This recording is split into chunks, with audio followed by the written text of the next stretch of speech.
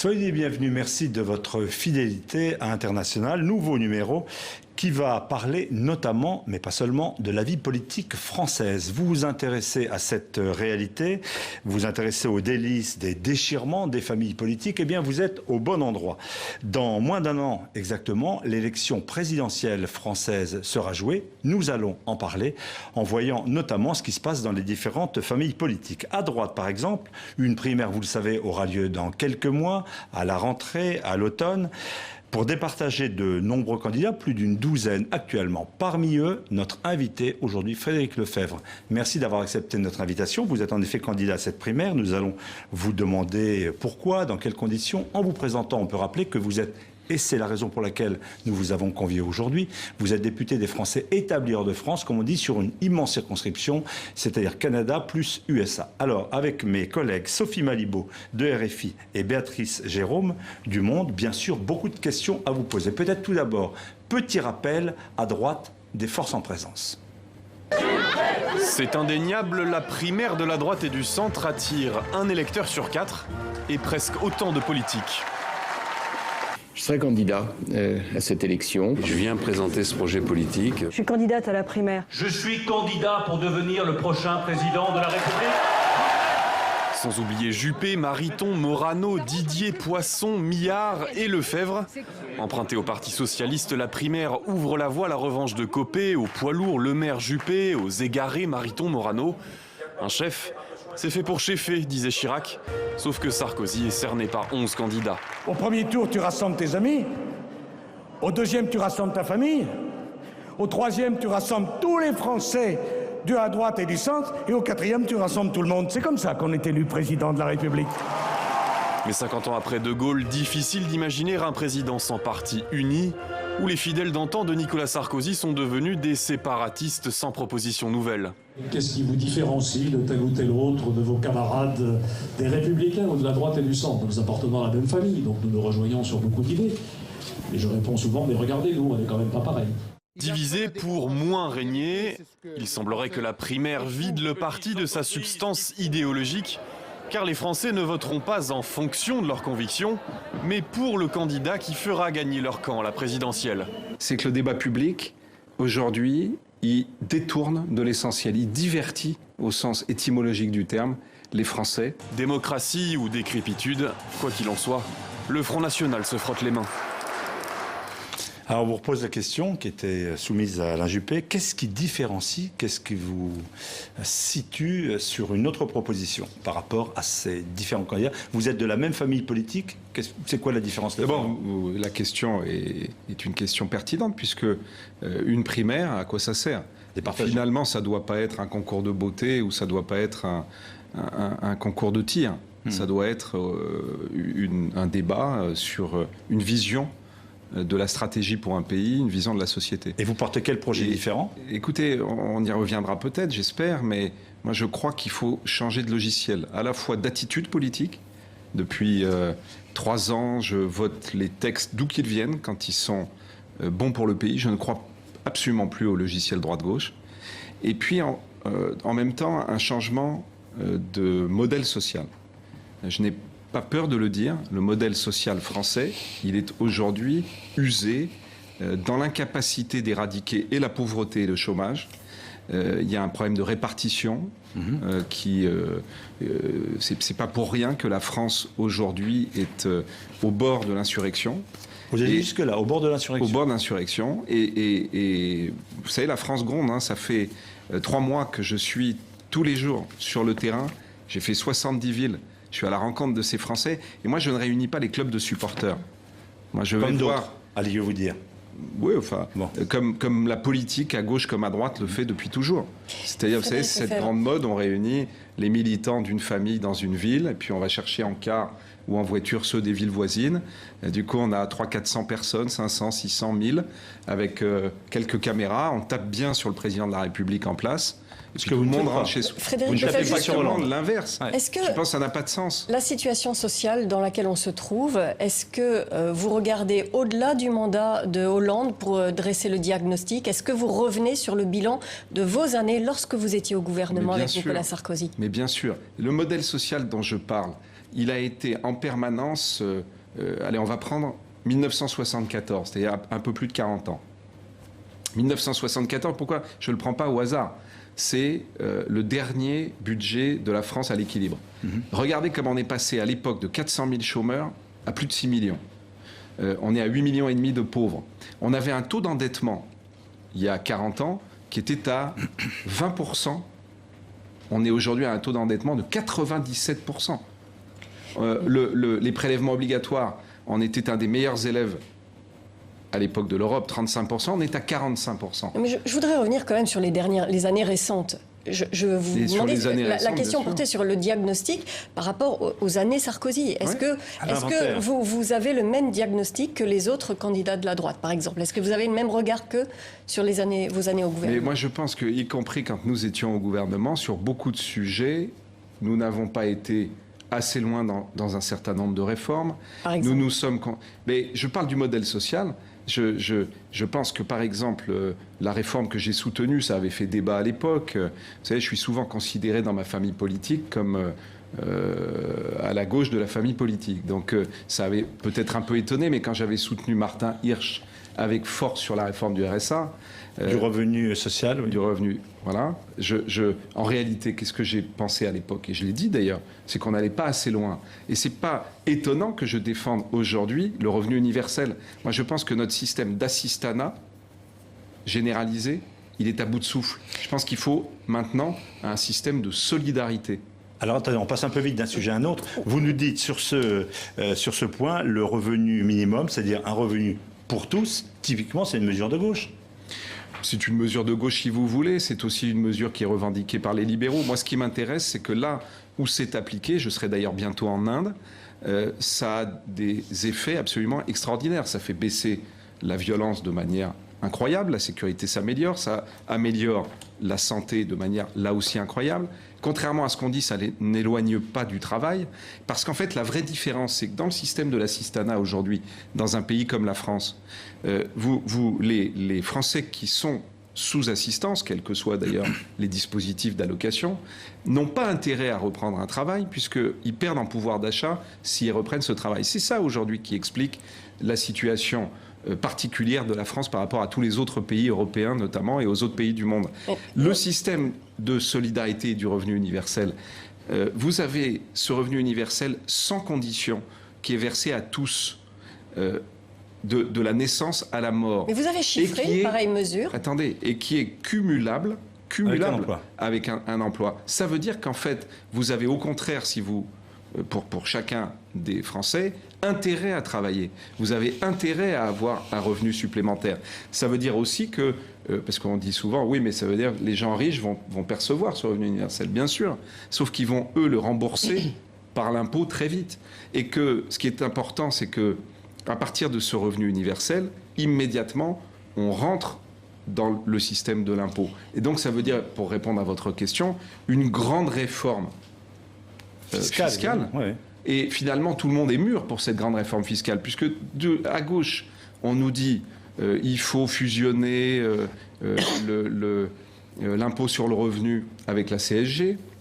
C'est pas ce que je défends, mais en tout cas, tout le monde est bien conscient qu'il faut avoir une base qui soit la plus large possible pour l'impôt, parce qu'aujourd'hui, on a un taux de rendement de l'impôt qui est mauvais et une répartition qui est inégalitaire. Et à droite, vous avez le débat qui existe sur la nécessité qu'il y ait une flat tax. C'est ce que je défends, avec moi de la proportionnalité, c'est-à-dire des paliers à l'entrée et à la sortie, pour qu'il y ait de l'équité. Les grands candidats du parti sont tous pour la suppression de l'impôt sur la fortune. Vous les suivez là-dessus? Mais à l'intérieur, à partir du moment où vous mettez un système avec une flat tax et deux paliers, de fait, vous supprimez l'impôt sur le revenu, l'impôt sur la fortune, que vous remplacez en réalité par ce système d'impôt flat tax, c'est-à-dire un impôt forfaitaire en réalité. Et donc c'est un changement de logique. Ça veut dire que vous sortez en réalité du système que nous avons les uns et les autres avec des rustines en permanence gauche-droite. Je reviens sur votre question de tout à l'heure. Nous-mêmes l'avons fait quand nous étions au pouvoir pour aller vers un système qui va s'adapter aux réalités du monde. On a deux enjeux vraiment que tout le monde connaît. Le MIT, par exemple, à Cambridge, qu'est-ce qu'il dit dans son dernier rapport? Que 50% des emplois d'aujourd'hui sont automatisables. Quand vous voyez la Google Car aujourd'hui, Google, qui est donc sans chauffeur à la télévision, moi, ça fait 2 ans et demi que je les vois circuler à Palo Alto. Quand ça va arriver dans le monde, on a vu les chauffeurs de taxi et d'Uber être comme ça, vous allez les voir comme ça contre la Google Car. Donc, il faut bien comprendre qu'il y a cette révolution, cette mutation du travail. Qui change Elle est devant nous. Et vous avez un deuxième sujet qui est la dépendance. Personne ne sait aujourd'hui comment faire face à la question de la dépendance. On sait bien qu'elle est là. Donc, je vous ai montré à quel point le système est à bout de souffle, mais en plus, il est incapable d'être à la hauteur de ces enjeux qui sont devant nous. Béatrice Jérôme. Moi, j'aimerais savoir qui on a en face de nous. Parce que vous avez été un sarkozyste de la première heure, engagé dans tous les combats de Nicolas Sarkozy. Vous êtes aujourd'hui député des Français de l'étranger. Et vous voilà face à votre ancien chef, qui lui-même essaye aussi de vous mettre des bâtons dans les roues pour la primaire, en empêchant les électeurs qui habitent, éventuels et qui habitent à l'étranger, de voter selon des procédures qui pourraient vous favoriser. Expliquez-nous pourquoi vous vous êtes engagé là-dedans, dans cette primaire. Et pourquoi vous avez un conflit avec Nicolas Sarkozy aujourd'hui? D'abord, moi, je suis en conflit avec absolument personne. Si je me suis engagé, c'est pour les Français.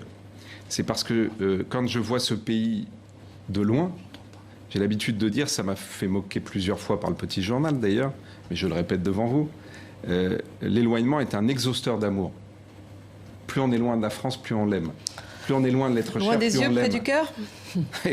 Et donc, du coup, quand je vois notre pays se déchirer, quand je vois, il y avait des images qui sur votre antenne où je disais le divertissement généralisé. 4 mois sur la déchéance de nationalité, avec pas du tout, comme on l'a dit, la responsabilité de François Hollande, simplement, c'est tout le monde politique. C'est nous-mêmes qui l'avons exigé que la déchéance de nationalité soit dans la révision constitutionnelle, pour tirer le tapis ensuite sous les pieds de Hollande au Sénat et empêcher que ça soit voté. C'est vrai. Et 4 mois.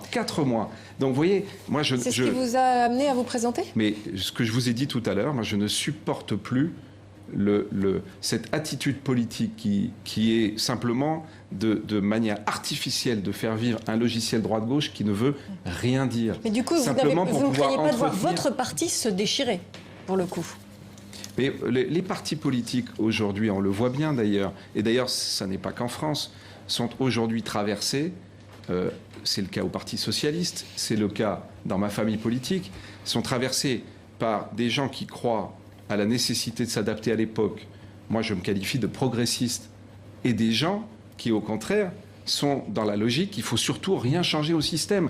D'ailleurs, alors pourquoi vous ne rejoignez pas le parti ni droite ni gauche d'Emmanuel Macron, par exemple? Marchons avec Macron, par exemple. Mais vous savez, Emmanuel Macron est un garçon pour qui j'ai beaucoup de respect et j'échange très souvent avec lui. Vous êtes un Macron de droite? Je ne sais pas si je suis un Macron de droite ou s'il est un Lefebvre de gauche, peu importe. Mais ce qui est intéressant en tout cas, c'est que Emmanuel Macron défend, comme je le défends, la nécessité d'inventer quelque chose qui correspond à la réalité. Oui, mais la question, c'est bien pourquoi est-ce que vous ne marchez pas ensemble, si tel est le cas, si vous êtes sincères autant l'un que l'autre? Vous voulez que nous marchions ensemble vers de nouveaux horizons, pour reprendre nos 2 think tanks. Écoutez, en tout cas, moi je n'ai Il y a de quoi s'y perdre pour l'électeur. Mais sur la loi Macron, par exemple, je n'ai eu aucune difficulté à...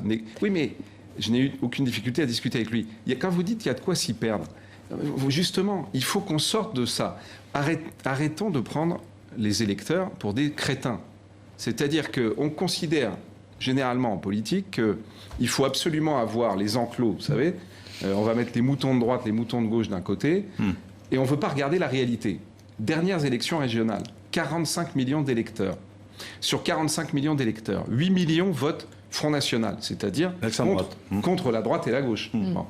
Vous avez ensuite 2 millions d'électeurs ou pas loin qui votent blanc, donc c'est pire, ils vont nous donner un coup de pied aux fesses en se déplaçant. Et 22 millions qui s'abstiennent. Ça veut dire que vous avez 2 tiers des Français qui ne croient plus au logiciel droite-gauche aujourd'hui. Aux formations politiques traditionnelles. Moi, je n'ai pas la réponse à ma question. Était-elle peut-être compliquée, mais j'aimerais savoir ce qui fait qu'aujourd'hui, on vous empêcherait d'être élu éventuellement à la primaire au travers de l'interdiction du vote électronique. Ah, pardon. Des Français de l'étranger. En fait, il y avait 2 questions dans votre question. C'est pour ça que j'ai répondu à la première. Je veux bien répondre à la seconde parce qu'elle est importante.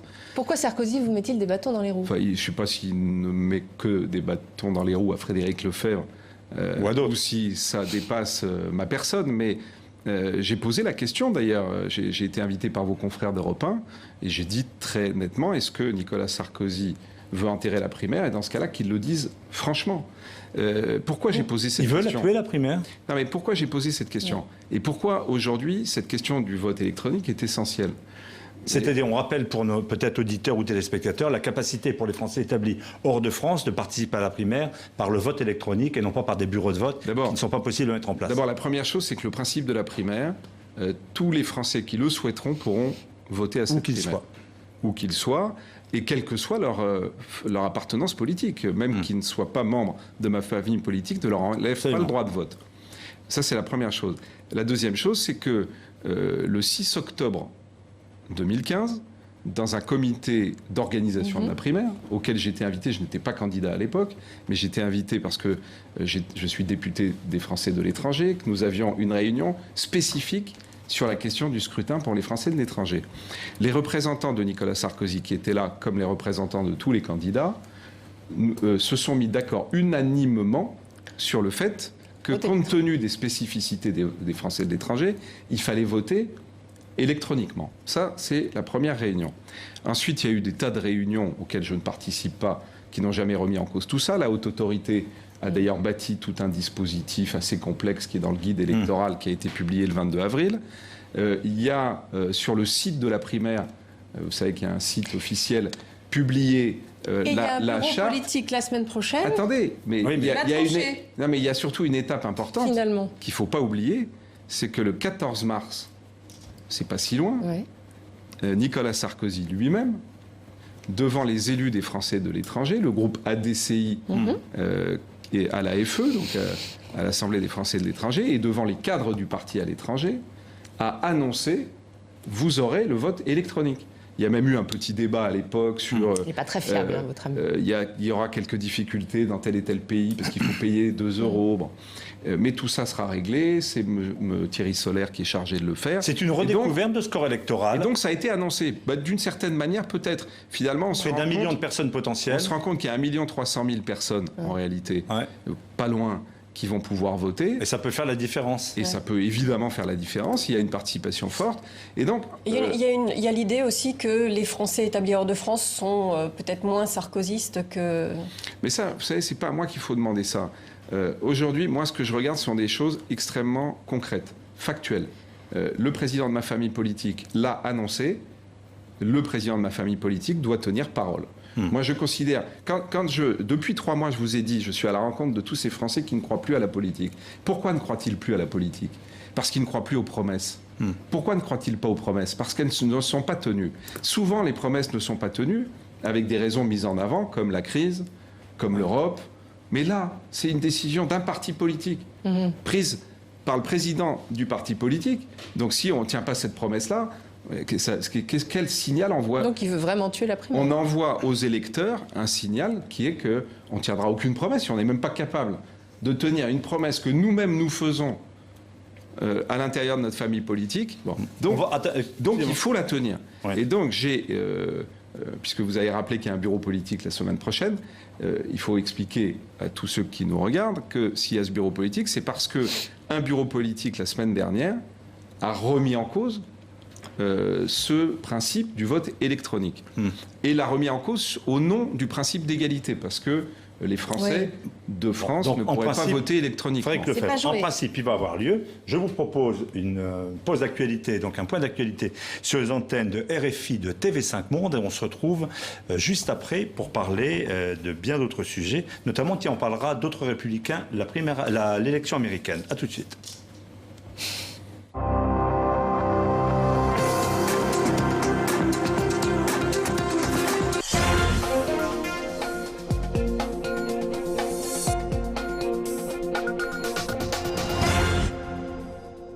À l'Eurovision, Kiev et Moscou ont rejoué les tensions qui les opposent sur le terrain géopolitique. Et c'est finalement l'Ukraine qui l'a emporté grâce à la chanteuse Jamala, une Tatare de Crimée de 32 ans.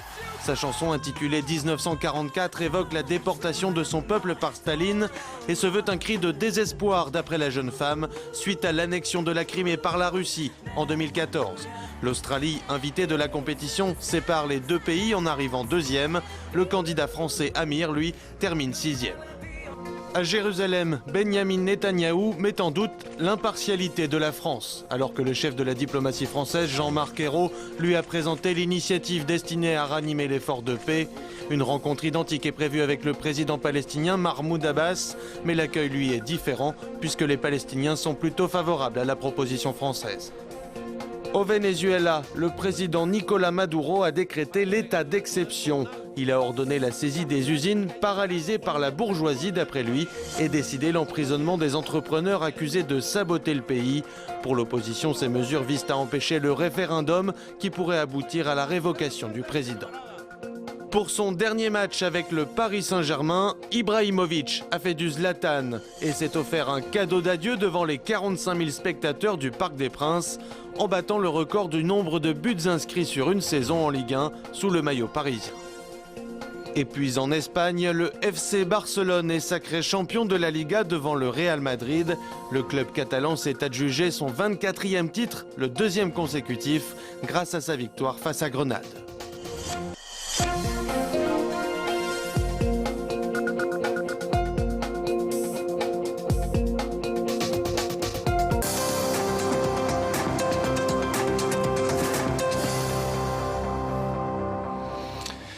Retour à International sur les antennes de RFI, TV5 Monde, émission réalisée en collaboration avec notre confrère Le Monde. Nous recevons aujourd'hui Frédéric Lefebvre, député des Français établis hors de France. Votre circonscription, on le rappelle, nord de l'Amérique, Canada et USA. Nous parlions justement de la participation pour la prochaine primaire de ce corps électoral, peut-être plus d'1 million de personnes, des Français établis hors de France. On n'y comprend plus vraiment grand-chose entre ce qu'a proposé le président des Républicains, Nicolas Sarkozy, ce que vous proposez-vous. Clairement, qu'est-ce que vous préconisez pour que ce corps électoral participe au choix du candidat de droite et du centre? Alors, Nicolas Sarkozy, après se rendant compte de l'opposition de tous les Français de l'étranger et des élus des Français de l'étranger, a fait dans un courrier une proposition de compromis, n'écartant plus le principe du vote électronique, mais voulant le réserver uniquement aux pays comme le Canada, par exemple, où un parti politique n'aurait pas le droit d'organiser un vote, la Chine, et certaines zones très éloignées de centre-ville. Je considère que ce dispositif, qui d'ailleurs met à mal toute l'argumentation sur le principe d'égalité, mais que ce dispositif n'est toujours pas viable, parce qu'il écarterait encore trop de Français de l'élection. Et c'est la raison pour laquelle j'ai écrit à l'ensemble des élus de la droite et du centre des Français de l'étranger, notamment membres du groupe ADCI, c'est-à-dire les élus de l'Assemblée des Français de l'étranger, ainsi que les conseillers consulaires, pour leur proposer une solution de compromis alternative qui serait le vote électronique partout, et quand c'est possible, un vote papier. Ça peut être possible à certains endroits, mais il faut, tout le monde le comprendra, que les conditions du secret soient respectées. Quand les socialistes qui avaient refusé le vote électronique pour leur primaire ont organisé, il y a eu beaucoup de contestations là-bas, parce qu'il y avait même des votes qui étaient organisés chez l'habitant, il n'y avait pas d'isoloir. Dans des conditions donc on ne peut pas de organiser des votes n'importe comment. Béatrice. Et j'ai d'ailleurs, je termine juste là-dessus, envoyé à l'ensemble des adhérents de ma famille politique du monde entier un courrier en leur proposant de voter entre la solution de compromis que préconise Nicolas Sarkozy et la solution que je préconise. Donc le vote a été lancé hier soir. Je vois que pour le moment, ils participent en nombre. On va voir ce qu'ils choisiront. Alors, Béatrice Jérôme, Le Monde. Pour être éventuellement candidat à cette primaire, encore faut-il que vous ayez des parrainages. Et parmi ces parrainages, une vingtaine, je crois, de parlementaires et 250 élus nationaux ou locaux. Quel est aujourd'hui votre étiage? Où est-ce que vous en êtes? Est-ce que vous espérez avoir des candidats? Bruno Le Maire a par exemple déjà présenté sa liste. Vous en êtes où? Alors, sur cette question, il est d'abord absolument normal qu'il y ait des conditions pour pouvoir être candidat. Moi, parce que je connais ce système politique par cœur, parce que je vois à quel point les règles changent au gré des humeurs des uns et des autres, puisque c'est pas la première fois. Il y a eu le vote électronique, mais il y a eu avant sur les conditions de parrainage ou bien d'autres provocations auxquelles j'ai pas répondu, comme le fait de refuser que nous puissions envoyer les courriers aux militants ou d'empêcher pour qu'ils puissent nous parrainer. Donc, ne m'en voulez pas, mais je vais d'abord vous rassurer en vous disant que je serai qualifié, mais je ne vais pas dire un mot sur ces questions qui finalement d'ailleurs intéressent peu de gens, mais qui sont des questions qui immédiatement, sinon, donnent lieu à des ajustements ou des adaptations des règles de la primaire. Et donc, comme je ne veux pas aujourd'hui donner la possibilité qu'on adapte quoi que ce soit, je ne... Frédéric Lefebvre, pour paraphraser une question célèbre à l'époque, est-ce que lorsque vous rasez, même si vous ne le faites pas actuellement, vous dites « je peux être élu président de la République » ? Mais je considère, et je le vois d'ailleurs, regardez, vous parliez des primaires américaines, que je connais bien, je les connais depuis longtemps. Je m'étais moi-même d'ailleurs engagé en 2008. Mais je vais vous répondre. En 2008, en faveur du président Obama. Regardez comme Bernie Sanders était à 0,5% au début. Personne n'imaginait qu'il pourrait avoir la moindre chance d'être. Donc vous vous dites, je suis peut-être le prochain président de la République. Regardez Donald Trump. Il a toujours cru. Que les instituts de sondage refusaient de sonder. Tout le monde disait c'est une plaisanterie. Vous allez voir d'ailleurs comme autour de Donald Trump, tout le parti républicain va se rassembler dans les mois qui viennent. Frédéric Lefebvre à l'Élysée ou pas? Et donc, pour vous répondre, je pense qu'aujourd'hui, le pays attend un changement radical de l'attitude politique. Un changement radical dans le courage à faire des réformes pour adapter le pays à l'époque et adapter le pays au monde. Alors justement, et donc, pour revenir sur votre positionnement... Et donc, c'est ce que je politique. défends. Oui. Ensuite, c'est aux Français, évidemment, de se prononcer. Votre positionnement, Frédéric Lefebvre, vous êtes sur le ni droite ni gauche. Est-ce que vous ne craignez pas que cette attitude, finalement, fasse le jeu de Marine Le Pen, qui depuis un moment vous appelle UMPS? Vous allez tout à fait dans son sens, vous lui donnez des arguments. C'est amusant parce qu'on me dit ça souvent, et quand vous interrogez les Français, quand je vais à leur rencontre, c'est exactement l'inverse en réalité. Quand ce qui nourrit l'UMPS ou LRPS maintenant oui.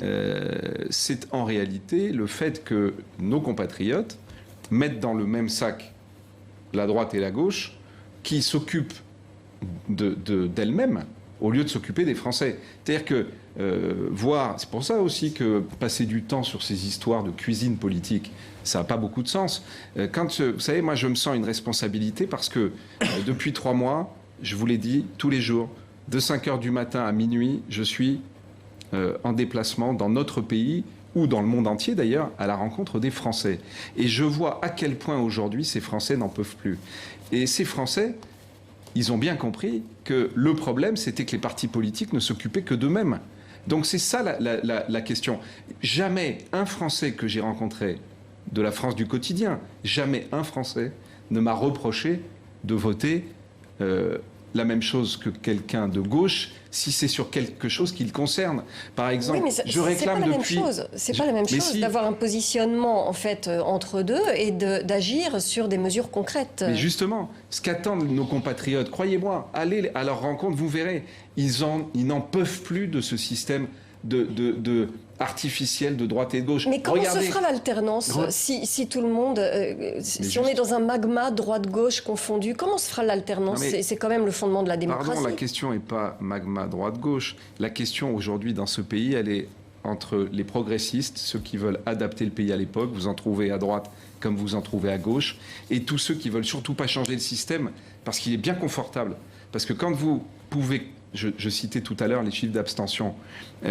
Quand vous pouvez diriger un pays avec simplement une petite minorité en réalité, parce que c'est comme ça que ça se passe dans les élections. En mobilisant simplement les clubs de supporters, vous n'avez pas besoin d'aller voir les gens qui souffrent. Vous savez le mot que j'entends le plus, moi, sur le terrain aujourd'hui, c'est le mot suicide. Quand je vais voir des éleveurs, quand je vais voir des commerçants qui aujourd'hui sont étranglés par le RSI, c'est pour ça que je propose la liberté d'affiliation, qui dorment dans la cave de leur commerce parce qu'ils ne peuvent plus se loger, parce qu'ils ne veulent pas licencier le seul employé qu'ils ont dans le commerce, du coup se payent moins que l'employé, ou ne peuvent pas cotiser pour leur retraite. Cette réalité-là, je la vois tous les jours. Quand, par exemple, je suis à Toulouse et que j'ai une réunion sur le RSI, qu'on va après prendre un verre avec les commerçants, et que quelqu'un me dit « Désolé, c'était pas l'adresse qui était dans votre programme, parce qu'il se trouve que le propriétaire de l'adresse où on devait aller s'est suicidé. » Tout ça, je rencontre ça tous les jours. Croyez-moi, ils se fichent de savoir si c'est droite ou gauche. Et d'ailleurs, je ne suis pas le premier à le dire. Le général de Gaulle le disait lui-même. Oui, mais vous n'avez pas répondu à la question. Comment le système peut fonctionner? Comment est-ce que... Mais de manière démocratique, comme dans tous les pays du monde. Regardez. L'alternance, elle se fera entre quoi et quoi? Entre les conservateurs d'un côté et les progressistes. Vous croyez qu'il y a une des parties qui se revendiquera explicitement conservatrice? Mais alors, soyons clairs. Tous les Français, d'ailleurs, du monde entier le savent bien. Nous sommes le seul pays où vous avez une sorte de barrière infranchissable et totalement artificielle qui s'appelle la droite et la gauche. Dans tous les pays, vous avez les progressistes, les conservateurs, les républicains, vous avez des gens, et vous avez des coalitions qui se font dans la plupart des pays du monde. En France, une coalition droite-gauche, mais regardez, c'est terrible. Moi, j'ai été un de ceux qui ont théorisé l'ouverture. Regardez comme ça nous a été reproché, et regardez comme ma famille politique, comme le Parti socialiste, ont tout fait pour empêcher la réussite de l'ouverture. Et ensuite, ça c'était 2007. 2012, vous pensez que ça a plu aux Français une campagne sur une jambe droite bodybuildée, à cloche-pied, avec une jambe gauche atrophiée? Mais nous sommes un pays d'équilibre. C'est la question. Moi, là où je ne vous comprends pas bien, c'est que vous dites, OK, droite et gauche, finalement, il n'y a pas tant de différence, mais quand on regarde les programmes des candidats à la primaire, primaire de droite, on voit quand même que c'est nettement pas du tout les propositions qu'aujourd'hui pourrait avoir la gauche, voire même Macron. C'est quand même une course à l'échalote. Ils font un saut de libéralisme. Énorme vers... Est-ce que vous ne regardez pas tous les programmes? Non, alors j'aimerais bien... Et le vôtre. Mais si vous regardez... Non, mais attendez, le clivage est très droite-gauche dans ces propositions. Alors le vôtre, effectivement, où est-ce que comment vous réconciliez les deux blocs? Mais moi, je considère, c'est pour ça que dans les propositions que je fais, je ne regarde jamais si c'est susceptible de plaire au club de supporters que je respecte. Je veux dire, pour des militants d'un parti politique, vous savez, j'ai moi-même été le porte-parole de ma famille politique et j'ai milité depuis l'âge de 16 ans. Donc je sais à quel point c'est un engagement. Mais à l'époque, la grâce vous a touché parce qu'à l'époque, je le disais tout à l'heure, vous n'étiez vraiment pas dans la nuance. Lequel était le vrai? Vous savez, j'avais une mission qui était une mission compliquée, qui est celle de riposter à des attaques qui étaient incessantes contre Nicolas Sarkozy.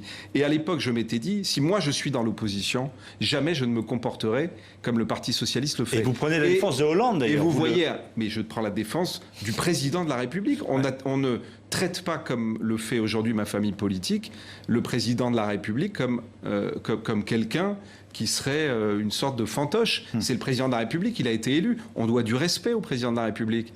Donc, vous voyez, moi, je pense que la vie politique doit être dans l'authenticité. Aujourd'hui, pardonnez-moi, mais aujourd'hui, on est dans un système où la droite et la gauche, ça ne veut rien dire et tout le monde le sait.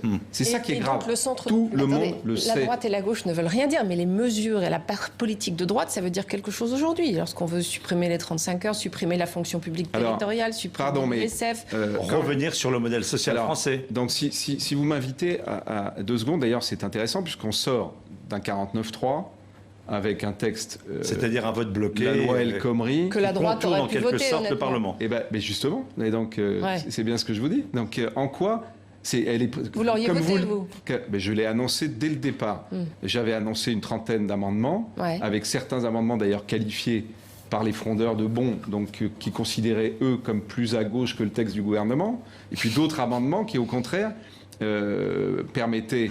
que le dialogue social dans l'entreprise prenne réellement le pas sur tous ces accords qui sont faits au niveau national ou par branche. Et donc, en réalité, et vous venez vous-même de donner la démonstration, le gouvernement de gauche, d'accord, c'est un gouvernement de gauche que je sache, Le gouvernement de gauche, avec un président de gauche, vient de présenter un texte que vous qualifiez vous-même de droite, en disant que les gens de droite auraient pu le voter. Et on s'est retrouvé dans un débat où tout le monde était dans la posture, absolument tout le monde, où simplement Mais ça, c'est de la tactique, c'est normal. Ça. Mais c'est pas normal. Mais c'est ce que je suis en train de vous dire. Les gens n'en peuvent plus de cette tactique, de ce qui est en réalité. Tout le monde a compris que sur beaucoup de points, la droite et la gauche sont en réalité en accord. Les gens attendent que, comme dans la plupart des pays du monde, il y ait des coalitions qui puissent se faire. Regardez, je vais vous décrire la présidentielle. Donc si la droite revient au pouvoir en 2017, elle fera la même politique que celle que pourrait faire Hollande aujourd'hui. Si la droite revient au pouvoir en 2017, de mes voeux, j'appelle l'addition et une coalition. Donc, et vous savez, c'est pas nouveau. Une grande coalition à l'allemande, par exemple. Candidat, mais bien sûr, quand j'étais candidat en 2012, je vous rappelle, c'était chez un de vos confrères, c'était aux 4 vérités. Vous pouvez le retrouver, il y a une dépêche AFP qui était tombée à l'époque. J'appelais déjà, si la droite gagne aux élections législatives, c'était au lendemain de la victoire de François Hollande, j'appelais à une cohabitation, une coalition des gens qui veulent réformer le pays. Je citais Manuel Valls. Pourquoi ? Parce que je pense que nous ne pouvons plus continuer d'avoir un système où ce ne sont pas les Français qui ne veulent pas de réforme, ce n'est pas le pays qui bloque les réformes, c'est la droite qui bloque tout ce que fait la gauche et la gauche qui bloque tout ce que fait la droite. Donc, la France crève de ce système. Mais une coalition, c'est bien un système dans lequel des éléments des deux bords s'assemblent ponctuellement. C'est qu'il faut bien qu'il y ait une gauche et qu'il y ait une droite pour qu'ils puissent se mettre ensemble.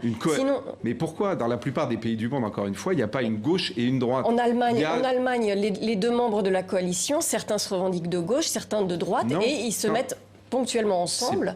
Vous savez parfaitement que c'est plus complexe que ça et que on est le seul pays qui considère qu'il y a cette barrière infranchissable qui est droite et gauche, que dans tous les pays du monde, il y a des coalitions avec des gens qui d'ailleurs ne s'appellent pas droite et gauche comme nous et qui sont un peu plus subtils, pardonnez-moi. Arrêtons de prendre les Français pour des imbéciles. Prenons un exemple économique. Les Français savent parfaitement parce qu'aujourd'hui, n'oublions pas que tout le monde, ou en tout cas une extrêmement grande majorité de nos compatriotes ont le bac.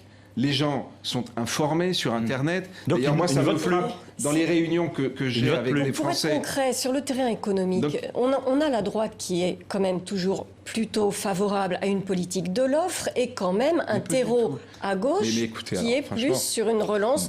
On ne va pas à gauche pouvoir défendre des idées de restriction. Je suis désolé de vous dire que tout ça ne correspond pas à la réalité et que d'ailleurs, c'est bien ce qui trouble les Français. Ce qui trouble les Français, c'est que vous avez des gouvernements qui se succèdent de droite et de gauche et vous écoutez les Français, qu'est-ce qu'ils vous disent? Ils font la même politique. C'est ça qu'ils vous disent, les Français. Depuis des années, ils disent que la droite fait la politique de la gauche, que la gauche fait la politique de la droite. La réalité, c'est que personne ne veut dire la vérité. La réalité, c'est que au premier tour de la présidentielle, vous allez voir, la droite et la gauche vont dire « rien ne nous rassemble, tout nous sépare ». Et puis ensuite, parce que Marine Le Pen sera au deuxième tour, la droite et la gauche vont faire barrage. Bien sûr, mais je le vois tous les jours. Ouais. La France qui gronde, mais elle n'en peut plus. Mais bien sûr que Marine Le Pen sera au second tour. Et vous allez voir ce que je vous dis. Le premier tour, la droite et la gauche vont dire tout nous sépare. Et puis au deuxième tour, ils vont faire barrage contre le Front National. Et vous allez voir le troisième tour législatif, avec une droite, comme vous dites, et une gauche qui vont se démobiliser, voyant qu'on leur a raconté n'importe quoi à 15 jours d'intervalle. Et vous allez voir comme le Front National, qui lui va considérer qu'on lui a volé sa victoire, va se surmobiliser. Et moi, je ne veux pas ça pour mon pays. Je veux qu'on dise la vérité. La vérité, c'est que Emmanuel Macron et moi, par exemple, sur beaucoup de sujets, nous sommes parfaitement en accord. Et que si on travaille ensemble, on est à même de changer le pays. De la même façon que Manuel Valls. Et je regrette que Manuel Valls, que je connais depuis très longtemps, ait été contraint, par exemple, à la veille des élections départementales, de faire un 49-3 sur la loi Macron, alors que ce texte avait la majorité. Simplement, le Parti socialiste ne voulait pas que ce texte soit adopté avec une majorité de droite. Béatrice Jérôme.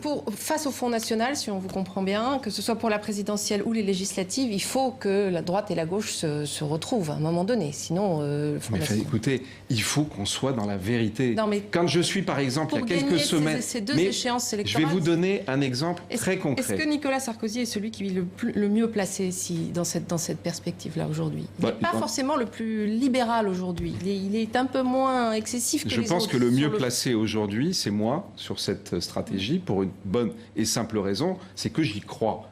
C'est que ce que je vous dis, ce sont pas simplement des mots, ce sont des actes. 2007 ou jusqu'en 2008-2009, enfin... Mais en 2007, j'ai contribué à cette stratégie de l'ouverture, parce que je pense que c'est bon pour le pays. J'étais il y a quelques semaines avec Xavier Bertrand, à Lille, dans son bureau. Ouais. Xavier Bertrand, président de la région Hauts-de-France, du nord de la France. C'était parfois poser des questions sur un certain nombre de mes votes pendant quelques années. Nous avons partagé la campagne qu'il a faite aux élections régionales, lui a fait mesurer tout ce que je dis depuis tout à l'heure, à quel point les Français ne s'en foutent de ce truc droite-gauche qui ne veut rien dire, et à quel point ils attendent qu'on s'additionne et qu'on prenne des décisions parce que le pays est dans l'urgence. Et donc aujourd'hui, je pense que le moment est venu, parce que c'est l'élection présidentielle, de tenir ce discours de vérité.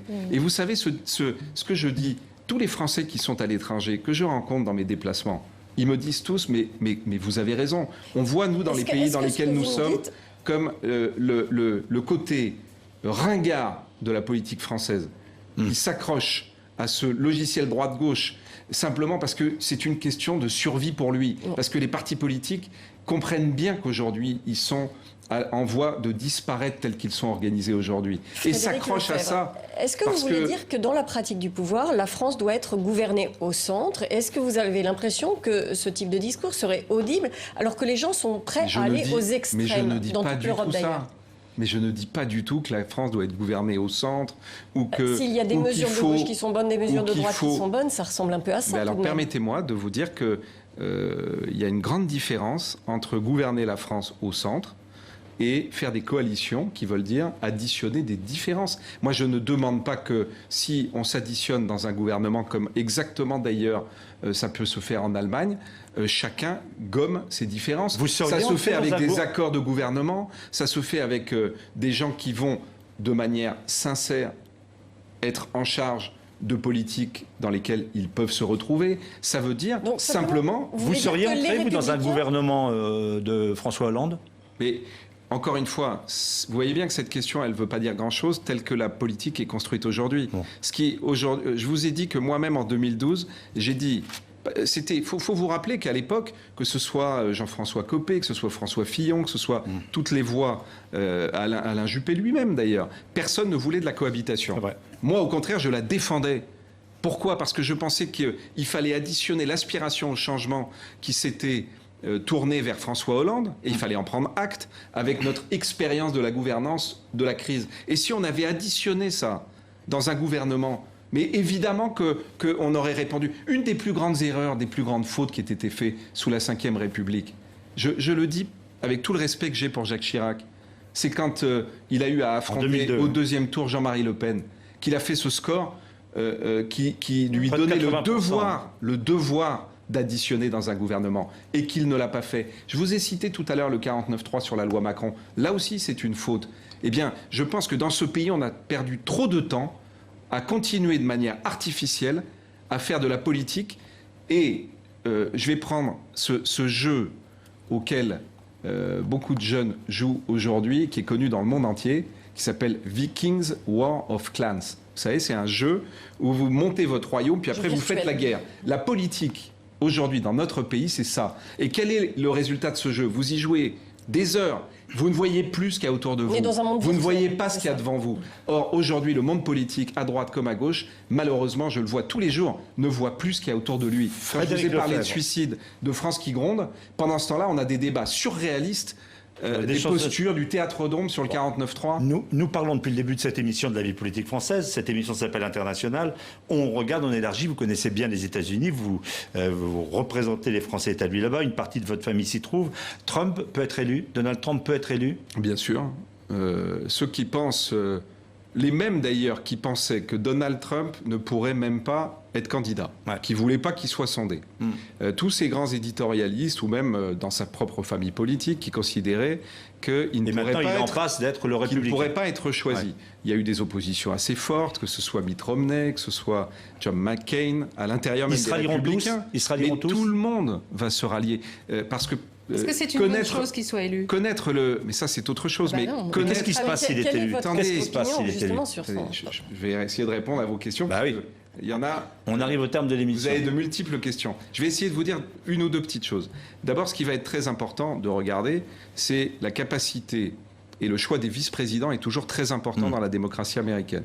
La capacité de Donald Trump d'ouvrir dans le choix du vice-président, de la même façon que le choix par Hillary Clinton du vice-président va être très important. Moi, je pense que, par exemple, on va regarder, mais est-ce qu'il est un danger pour l'Amérique, Donald Trump, sans aller dans toute la complexité? Est-ce qu'il est un danger pour l'Amérique et pour le monde? Le Donald Trump que tout le monde a vu Butler pendant sa campagne, mais évidemment.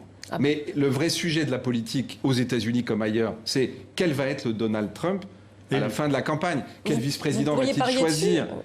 Pardon? Vous pensez que le risque est qu'on peut prendre ce type de risque? On peut prendre, c'est ni vous ni moi qui allons choisir. C'est les Américains qui vont choisir. La force de Donald Trump aujourd'hui, c'est qu'il fait revenir dans le jeu démocratique beaucoup d'Américains qui ne voulaient même plus voter. Bernie Sanders au prix d'un populisme extraordinaire. Mais bien sûr. Mais attendez, je ne suis pas en train de vous dire que moi, vous savez, je soutenais le président Obama en 2008 et tout le monde sait que si je suis qualifié d'être plutôt à la gauche de la droite, c'est pas pour être au Tea Party chez les Républicains. Donc, mais je suis en train. Vous me posez la. Vous le soutenez ou pas? Trump, mais bien sûr que non. Parfait. On a une réponse. Nous sommes à la fin de cette émission, Frédéric Lefebvre, nous sommes ensemble depuis près d'1 heure. Merci de nous avoir indiqué votre différence par rapport aux 12, je ne sais pas, ou peut-être plus, candidats pour cette primaire de la droite et de nous avoir éclairé sur cette élection américaine de novembre. Merci d'avoir été sur le plateau international avec RFI, TV5 Monde et le quotidien Le Monde. Excellente suite de vos programmes.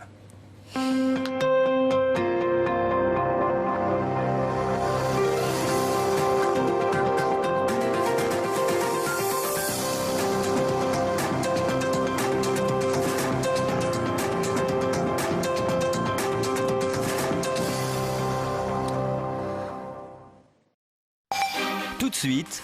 Bonjour et bienvenue dans Territoire d'Info. Avec Cyril Viguier, un autre regard sur les grands sujets nationaux français